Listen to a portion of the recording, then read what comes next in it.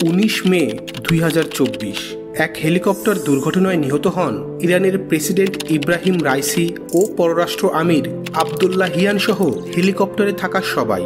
Helicopter বিধ্বস্তে ইরানের president Ebrahim Raisi নিহত হওয়ার ঘটনায় শোক জানিয়েছেন সকল বিশ্ব নেতা। কিন্তু কে ছিলেন এই ইব্রাহিম রাইসি?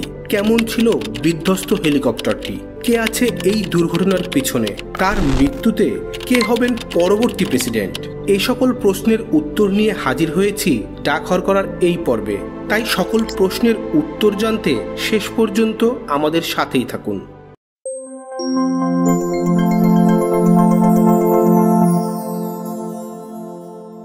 ইরানের নেতৃত্ব মূলত দুই ভাগে বিভক্ত, একদিকে ধর্মীয় নেতৃবৃন্দ, অন্যদিকে সরকার। তবে এই দুয়ের মধ্যেই প্রভাব বিস্তার করতে সক্ষম হয়েছিলেন রাইসি। ইরানের সর্বোচ্চ ধর্মীয় নেতা আয়াতুল্লাহ আলী খামেনির ব্যাপক সমর্থন পেয়েছিলেন তিনি, যার ফলে খামেনির উত্তরসূরি হওয়ার দৌড়ে তিনি এগিয়েছিলেন বলে ধারণা করা হয়। রাইসি 1960 সালের 14 ডিসেম্বর ইরানের দ্বিতীয় বৃহত্তম শহর মাশহাদে জন্মগ্রহণ করেন। তার পিতা একজন ধর্মীয় নেতা ছিলেন। তার 5 বছর বয়সে বাবা মারা যান। রাইসি 15 বছর বয়স হতে রাজনীতিতে জড়িয়ে পড়েন। পরবর্তীতে রাজনৈতিক জীবনের বেশিরভাগ সময় বিচারক পদে কাটিয়েছেন রাইসি।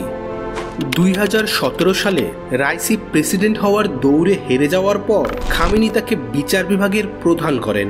পরে 2021 সালে একটি বিতর্কিত নির্বাচনের মাধ্যমে প্রেসিডেন্ট হন ইব্রাহিম রাইসি।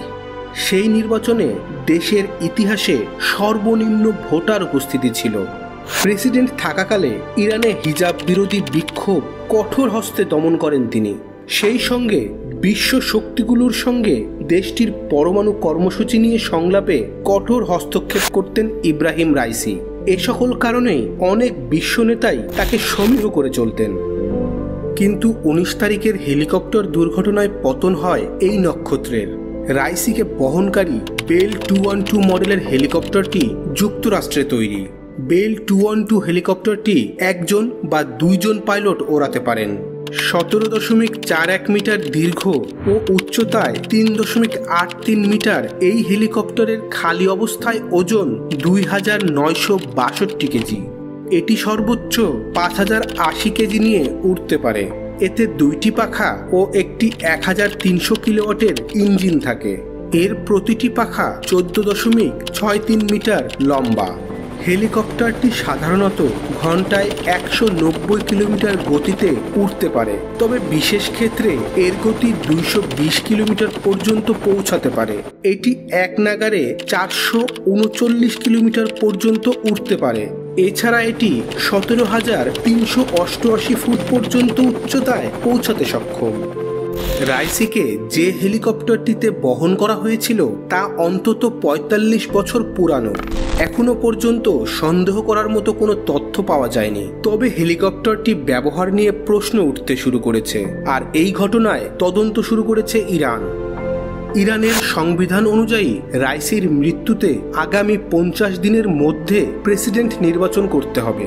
সংবিধানে বলা হয়েছে প্রেসিডেন্টের মৃত্যুতে ভাইস প্রেসিডেন্ট অর্থাৎ বর্তমানে মোহাম্মদ মোখবার রাষ্ট্রীয় কার্যক্রম পরিচালনা করবেন। একই সাথে সংসদ এবং বিচার বিভাগের প্রধানদের সাথে যৌথভাবে পরবর্তী সর্বোচ্চ 50 দিনের মধ্যে নতুন প্রেসিডেন্ট নির্বাচনের আয়োজন করবেন তিনি। আর এই সব কিছুই হতে হবে সর্বোচ্চ ধর্মীয় নেতা আয়াতুল্লাহ আলী খামেনির অনুমোদন সাপেক্ষে। কারণ ইরানের যে কোনো বিষয়ে তার সিদ্ধান্তই চূড়ান্ত। সে হোক দুর্ঘটনা বা ষড়যন্ত্র, ইরানের প্রেসিডেন্ট সৈয়দ ইব্রাহিম রাইসির এমন মৃত্যু যেন কারোই কাম্য ছিল না। এরূপ অপমৃত্যু থেকে সৃষ্টিকর্তা আমাদেরকে নিরাপদে রাখবেন এই আশাবাদ ব্যক্ত করে ভিডিওটি এখানেই শেষ করছি। ভিডিওটি যদি আপনাদের ভালো লেগে থাকে তবে ভিডিওটিতে একটি লাইক, কমেন্ট ও শেয়ার করে আমাদেরকে অনুপ্রাণিত করতে পারেন। আর এতক্ষণ ধৈর্য সহকারে আমাদের সাথে থাকার জন্য আপনাদেরকে অশেষ ধন্যবাদ।